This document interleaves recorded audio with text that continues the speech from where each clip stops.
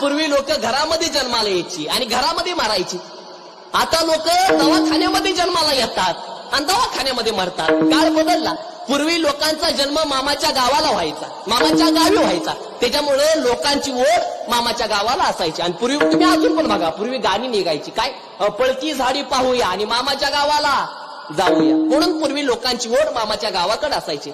पण आता मात्र लोकांचा जन्म दवाखान्यामध्ये होतोय आणि लोकांनाची ओढ नाविलाजानं का होईना पण दवाखान्यामध्ये आहेच. आणि लोकांना दवाखान्याच्या वाऱ्या लोकांना काय कराव्या लागतात नाविलाजानं. काय बदलत चालला. अरे पूर्वी लोकांना खायला मिळत नव्हतं म्हणून लोक मारायची बरं का.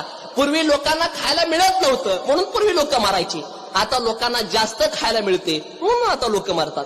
अरे पूर्वी लग्न असलं ना, लग्न स्वयंपाक करायला घरातल्या बाया असायच्या आणि नाचायला बाहेरच्या बाया असायच्या. आता काळ बदलला. आता स्वयंपाक करायला बाहेरच्या बाया आणि नाचायला मी बोलूच नाही. अरे काळ बदलला महाराज. नाहीतर पूर्वी जग चालायचं मंत्रावर, त्याच्यानंतर जग चालू लागलं तंत्रावर, त्याच्यानंतर जग चालू लागलं यंत्रावर. पण आता जग चालतंय षडयंत्रावर. काळ बदलत चालला. आईची मम्मी झाली, मम्मीचा मॉम झाला, वडिलाचा बाबा झाला, बाबाचा पप्पा झाला, पप्पाचा डॅडी झाला आणि डॅडीचा काही दिवसानं डॅड झाला. माणूस बदलत चालला आणि जुन्या